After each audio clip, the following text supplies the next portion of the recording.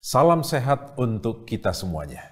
Bertemu kembali bersama dengan kami dalam program Hidup Sehat bersama dengan Rumah Sakit Advent Bandung.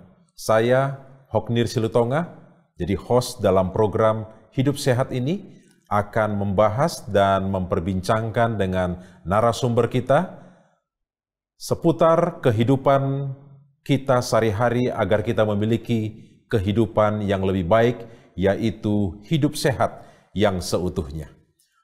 Saat ini bersama dengan kita telah hadir narasumber kita, yaitu seorang tenaga kesehatan dari Rumah Sakit Advent Bandung yang sehari-hari berhadapan dengan pasien dengan HIV atau pasien dengan penyakit-penyakit yang berhubungan dengan HIV. Bersama dengan kita telah hadir Ibu Anita Teresia, seorang tenaga kesehatan dari Rumah Sakit Advent Bandung. Apa kabar Ibu Anita? Baik. Terima kasih. Baiklah para saudara-saudara yang menyaksikan acara ini, kita langsung masuk kepada topik kita pada saat ini, yaitu tentang HIV. Ibu Anita, saya mau bertanya, apa itu penyakit HIV? Sering kita dengar HIV atau sering kita dengar penyakit AIDS. Apa itu penyakit? Apakah ini sama atau berbeda? Silakan Ibu Anita. Baik Pak, terima kasih Bapak Silutonga. Ya. Perkenalkan, nama saya adalah Anita Teresia. Saya bekerja di Rumah Sakit Advent, khususnya saya melayani di Poli 277 atau Klinik 277. Poli 277. Di mana klinik tersebut atau poli tersebut menangani pasien-pasien dengan diagnosa HIV. HIV. Demikian Pak. Jadi apa itu HIV? HIV adalah dari kepanjangannya Human Immunodeficiency Virus. Human Immunodeficiency Virus. Ya, di mana virus tersebut menyerang kekebalan tubuh seseorang. Oke. Jadi melemahkan kekebalan tubuh seseorang. Menyerang kekebalan tubuh seseorang. Ya, di mana kekebalan tubuh tersebut apabila di dalam pemeriksaan laboratorium namanya adalah CD4 atau CD4. CD4 ya. Normalnya adalah nilai normalnya biasanya 400 sampai 1600. Tetapi pada sebagian pasien-pasien yang saya layani, apabila sudah terserang penyakit ini, dia akan turun. Ya. Bahkan ada yang sampai mencapai di angka di bawah 100.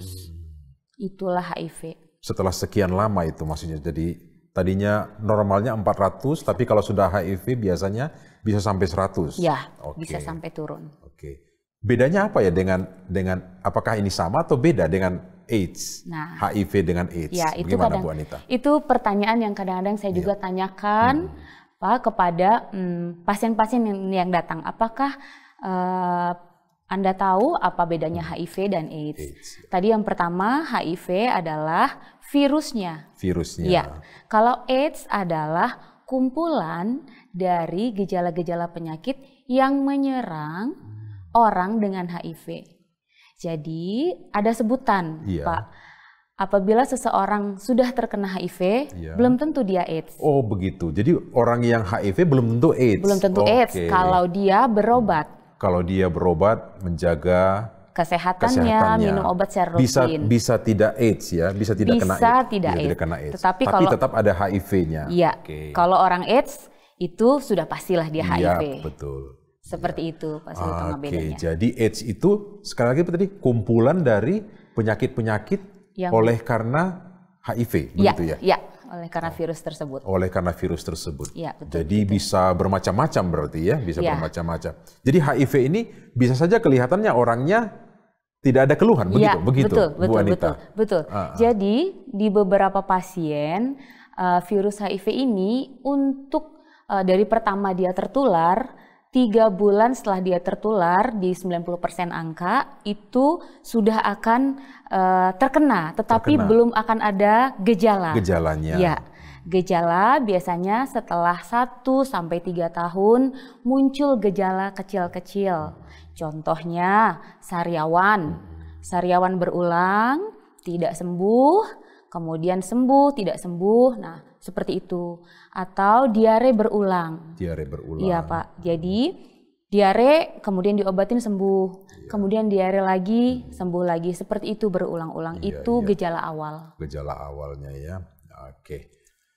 Baik, jadi HIV itulah virusnya, lalu setelah banyak penyakit-penyakit datang, semakin banyak menyerang tubuh kita, baru dia kena penyakit AIDS itu ya. Ya, betul. Oke, baiklah.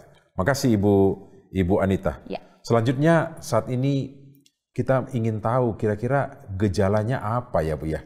Gejalanya atau bisa nggak kita lihat dengan kasat mata, oh orang ini kena HIV. Gejalanya apa ya itu orang-orang yang dengan HIV? Nah, 10 orang berjalan di depan kita, Pak. Kita nggak bisa lihat dia apakah HIV positif atau negatif.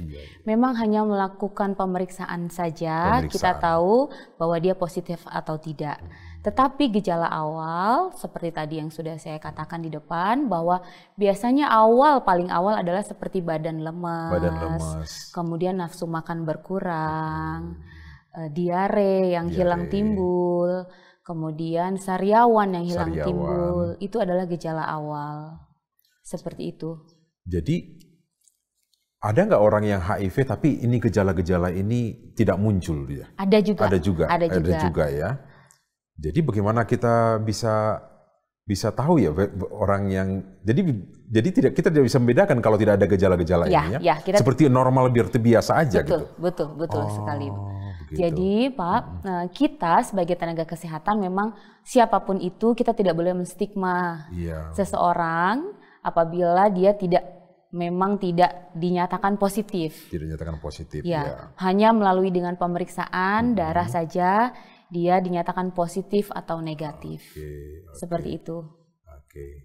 Jadi stigma itu perlu kita perhatikan supaya kita jangan terlalu cepat ya memberikan stigma ya. Betul. Oh kamu ini begini, kamu ini. Sedangkan kita tidak punya kapasitas untuk itu ya. Yang punya kapasitas itu adalah rumah sakit atau tenaga kesehatan yang bertugas untuk menentukan apakah mereka ini positif atau tidak. Kalau tidak, kalau itu bukan bahagian kita, lebih baik apa yang kita lakukan? Lebih baik.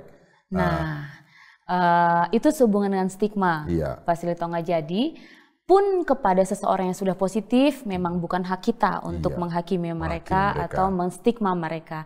Karena sebenarnya ada beberapa aktivitas-aktivitas kesehatan yang tidak menularkan, pemirsa. Jadi prinsip dari HIV adalah yang harus semua ketahui, HIV hanya hidup di 3 tempat di dalam badan seseorang. Yang pertama dia hidup di dalam darah, yang kedua dia hidup di dalam cairan kelamin, yang ketiga dia hidup di dalam ASI. Oh di ASI juga ada ya? Hanya 3 tempat tersebut. 3 tempat ini. Jadi hal-hal apa saja yang boleh atau tidak boleh dilakukan. Ya. Kemudian saya punya selebaran di sini, nanti mungkin boleh dibaca apabila saudara dan pemirsa ingin mendapatkannya, boleh silakan datang ke klinik kita 277 atau di Rumah Sakit Advent. Hal-hal yang tidak menular, yang pertama, bersalaman atau bersentuhan itu tidak menular. Ya Pak ya, kemudian batuk atau bersin tidak menular, berjabat tangan tidak menular karena jabat tangan hanya ada keringat. Sedangkan virus itu tidak hidup di dalam keringat. Ya, kemudian tinggal bersama, kolam renang secara bersama berenang itu juga tidak menular. Kemudian berbagi alat makan, bahkan tinggal bersama dan menggunakan toilet yang sama itu tidak menular. Oke, makasih Bu Yanat ya. Kita akan lanjutkan nanti. Baik, saudara yang menyaksikan acara ini, kita akan lanjutkan setelah yang satu ini. Untuk apa punya banyak uang jika serangan jantung bisa merampasnya? Yuk kita simak bersama bagaimana cara cek kesehatan jantung Anda. Jangan sampai penyakit jantung rampas kebahagiaanmu. Individu dengan risiko yang tinggi seperti 1. Memiliki riwayat keluarga dengan penyakit jantung atau meninggal mendadak pada usia muda. 2. Berusia 40 tahun ke atas atau berada di daerah perimenopause untuk wanita. Sebaiknya periksakan secara dini kondisi kesehatan jantungmu. Pertama, dengan menggunakan CT Calcium Score. CT Calcium Score dapat mendeteksi tumpukan kalsium di sepanjang pembuluh arteri koroner atau pembuluh darah yang memperdarahi jantung. Sedangkan pemeriksaan treadmill dapat mengklasifikasikan kebugaran kondisi jantung dan juga paru. Penasaran dengan kondisi jantungmu? Ayo segera lakukan pemeriksaan dini sebelum terlambat. Baik, bertemu kembali bersama dengan kami dalam program Hidup Sehat dari Rumah Sakit Advent Bandung. Baik Bu Anita, kita lanjutkan perbincangan kita seputar penyakit HIV ini. Ya. Tadi kita sudah mendengar bahwa ada tiga virus itu bisa hidup di tiga unsur ini. Tadi di dalam darah, lalu cairan kelamin, lalu ASI. Lalu kalau begitu, apa praktek atau kebiasaan-kebiasaan yang bisa membuat kita tertular dengan hal-hal seperti virus ini? Ya. Apa yang menyebabkan bisa tertular kita? Ya. Jadi Pak, kita jabarkan satu-satu. Yang pertama tadi dari darah. Dari darah. Biasanya aktivitas-aktivitas yang bisa menularkan dari darah adalah tato. Memakai tato dengan jarum suntik yang tidak steril. Menggunakan jarum yang mungkin yang berganti-gantian yang nggak ditukar, nggak diganti betul. ya. Jadi sebaiknya untuk teman-teman yang ingin memiliki tato harus dipastikan bahwa jarum suntiknya steril. Yang pertama adalah tato. Yang kedua adalah penggunaan jarum suntik secara bersamaan kepada teman-teman yang menggunakan narkoba. Yang pecandu narkoba ya, yang menggunakan jarum suntik ya. Waduh, itu sangat berisiko sekali ya. Karena kita tidak tahu apakah dia positif atau dia negatif. Jadi jarumnya harus steril juga. Dan biasanya itu pecandu itu mereka tidak pikir-pikir ya. Yang penting ada alat untuk alatnya memasukkan suntik, yang penting ada masukkan alat narkoba itu. Mau jarum dari mana nggak masalah sama mereka. Jadi itu yang kedua ya. Itu yang kedua. Dari tato lalu kemudian jarum suntik. Kemudian yang ketiga melalui transfusi. Transfusi darah. Ya. Mungkin kalau zaman sekarang sudah sangat bagus dari pihak di mana kita bisa transfusi tetapi melalui filter yang begitu banyak. Jadi Pak ya, itu yang pertama tadi penjabaran dari darah. Yang kedua, kegiatan apa yang bisa menular? Yang kedua tadi dari cairan kelamin. Tentunya hubungan beresiko atau hubungan seksual yang berganti-ganti pasangan, kemudian tidak memakai kondom atau pengaman. Tidak memakai pengaman, sangat berisiko ya, bisa tertular HIV. Bisa tertular karena virus itu ada di cairan kelamin. Yang ketiga dari ASI. Tentunya dari seorang ibu yang positif, yang dia tidak mengetahui statusnya bahwa dia positif atau tidak, menularkan kepada calon bayi atau bayi yang baru dilahirkan dan disusui. Seperti itu. Jadi sekarang pemerintah menggalakkan semua ibu hamil wajib dicek HIV-nya. Dan itu sudah menjadi program pemerintah. Sebelum menyusui begitu maksudnya? Atau pada saat kehamilan. Pada saat kehamilan harus dicek HIV-nya. Jadi untuk informasi para pemirsa, pada saat sekarang ini pemerintah menggalakkan program bahwa semua ibu hamil harus dicek HIV. Untuk itu, Pak. Untuk mencegah bayi yang akan dilahirkan ini supaya jangan tertular begitu. Betul. Jadi kalau ada ibu-ibu yang mau dicek HIV ditawarkan tidak perlu takut.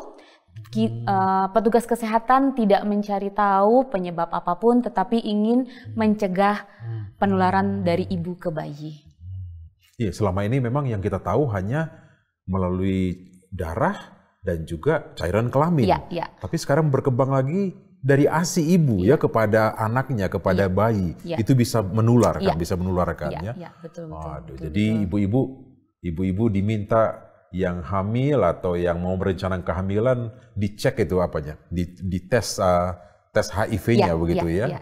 Karena itu sudah program pemerintah. Program pemerintah program pemerintah. Didanai oleh pemerintah juga. Didanai pemerintah. Jadi ini termasuk ini sosialisasi lah supaya masyarakat memahami bahwa penting bagi seorang ibu yang ingin atau yang sudah punya anak untuk memeriksakan apakah mereka terinfeksi HIV atau tidak ya. Oke, jadi kita sudah tahu ya tadi bagaimana cara orang bisa tertular ya dengan perilaku yang tidak sehat, menggunakan jarum suntik yang tidak baik, lalu kemudian yang free, berganti-ganti pasangan berganti-ganti pasangan. Kita tidak tahu pasangan itu dia tertular. Kalau dia tertular, kita bisa tertular kan begitu ya. Betul. Lalu ada yang mengatakan itu tertular juga melalui ASI Tapi ada juga hal-hal yang lain, misalnya pisau cukur contohnya, pisau cukur. Cukur dia orang yang lain pakai, lalu kita pakai, mungkin dia terluka, lalu kita pakai itu, apakah itu bisa menularkan juga, Bu Anita? Kalau untuk pisau cukur memang diwajibkan itu memiliki pribadi, Pak. Pribadi. Jadi seperti pisau cukur, sikat gigi itu hal-hal yang sifatnya pribadi. Kalau pisau cukur dia baru saja dipakai oleh seseorang yang positif, kemudian dia berdarah, tentu saja akan menularkan kepada kita yang memakainya kembali. Seperti itu. Memang dalam penularan ini ada prinsip di mana virus tersebut keluar dari badan seseorang yang positif, kemudian masuk ke badan seseorang yang negatif, ada pintu masuknya juga. Jadi apabila pisau cukur itu dipakai seseorang yang positif, kemudian dia berdarah, langsung dipakai seseorang yang negatif, dia berdarah juga, tentunya ada pintu masuknya untuk darah yang keluar dari seseorang yang positif tersebut, Pak. Jadi itu akan menular. Seperti itu. Jadi itulah cara-cara penularannya ya. Jadi sebaiknya bagaimana caranya supaya kita terhindar dari penyakit HIV ini, Ibu Anita? Ya. Kembali pemirsa, tadi sudah kita bahas virus HIV hidup dalam darah, ASI, dan cairan kelamin. Tentunya kita harus menghindari hal-hal yang tadi sudah disebutkan di atas. Yang pertama, kita harus menghindari seperti pemakaian tato. Tetapi apabila kita ingin, pastikan bahwa jarumnya steril. Dan biasanya dibuka di depan kliennya. Jangan bekas yang sudah dipakai orang lain ya.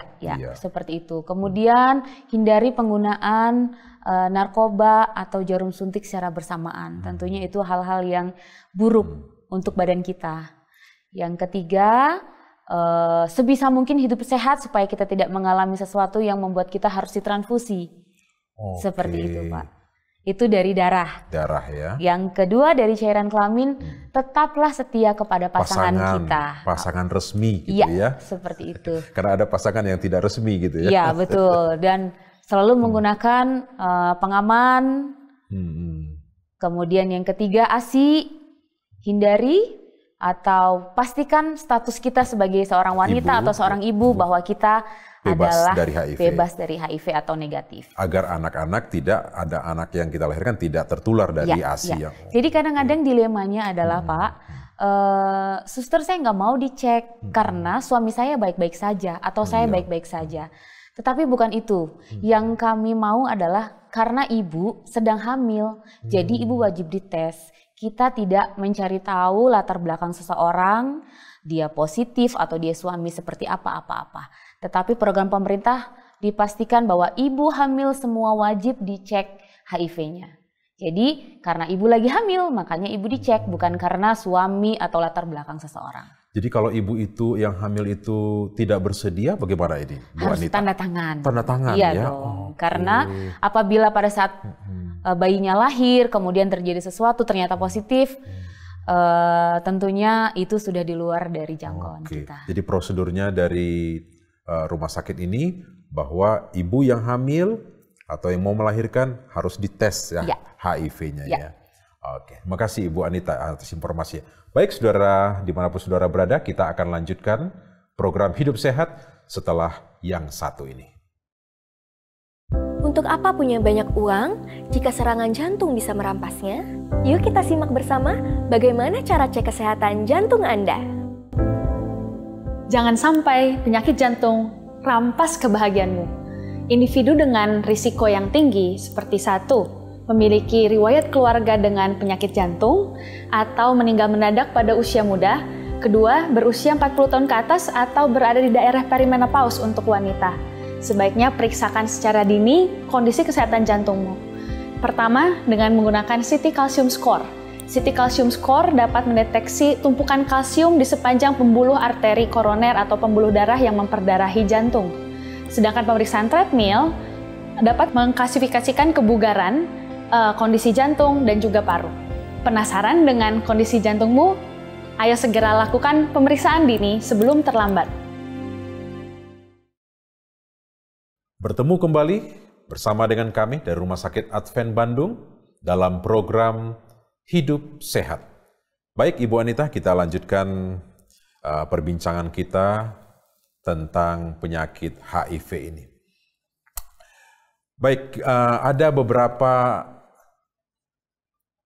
pemikiran atau ada beberapa pemahaman orang-orang yang membuat mereka ketakutan, bahkan ketakutannya itu sepertinya tidak tepat atau berlebihan, yang membuat mereka, oh kalau begini nanti bisa kena lagi, kalau ini tadi pakai pisau cukur, kalau ini bahkan ada yang mengatakan dengan bersalaman, dengan berangkulan, dengan bersentuhan itu bisa tertular. Jadi jangan dekat-dekat. Kira-kira yang membuat bisa tertular, yang dianggap ini tertular ini ternyata tidak benar, ini bisa dijelaskan Ibu Anita? Baik. Ya. Jadi pada umumnya stigma yang kita berikan karena kita tidak mengetahui informasi. Ya.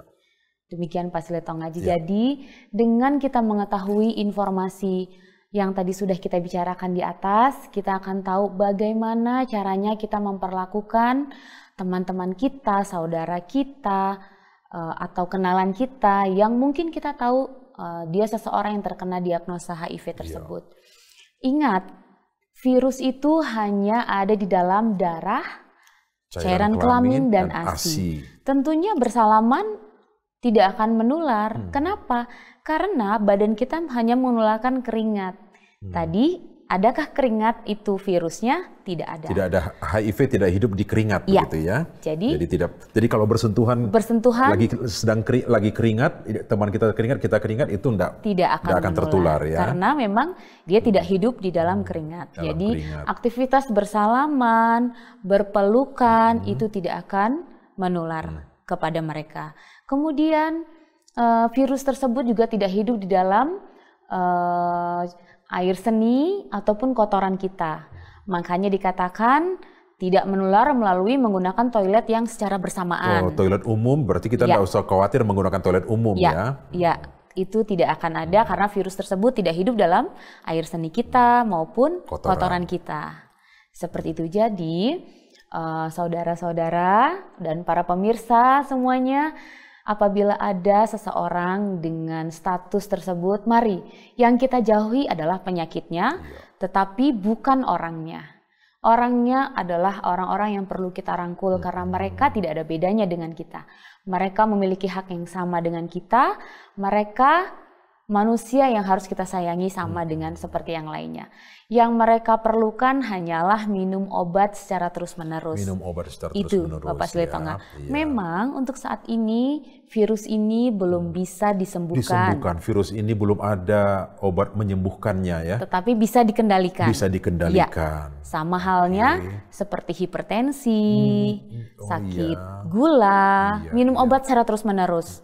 Belum bisa disembuhkan, tetapi bisa dikendalikan. Ya, dengan cara minum obat secara terus-menerus.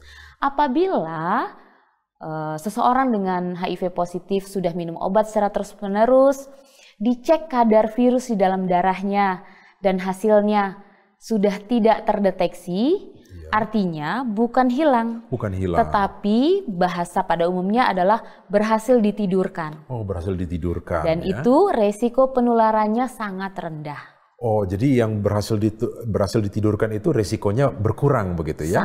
Sangat rendah ya. Makanya demikian Pak Silitonga, ada pasangan yang suaminya positif, istrinya negatif, tetapi anaknya negatif, ada.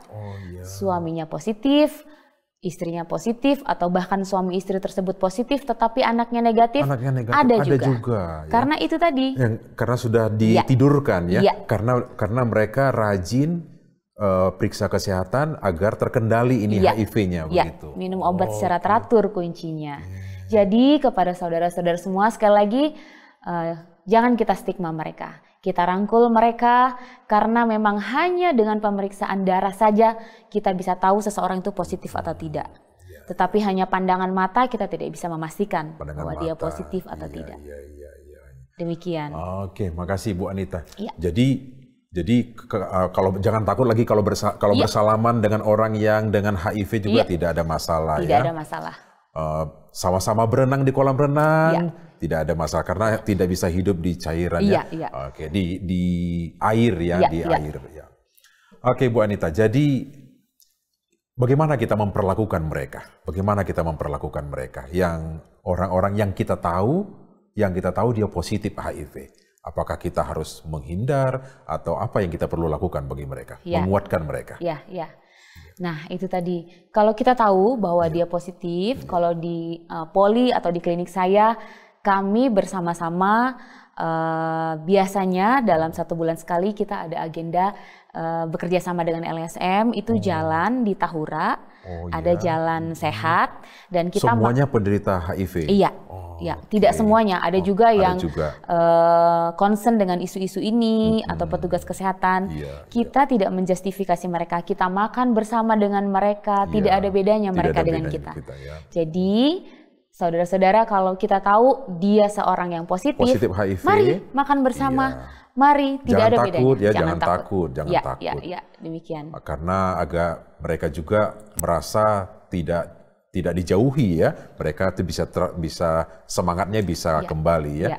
Dan kita tahu bahwa itu bisa ditidurkan, dan tidak akan dan sangat rendah penularannya kepada yang lain. Ya. Jadi kepada saudara-saudara, kita sudah sangat banyak mendapatkan informasi dari Ibu Anita seputar penyakit HIV ini.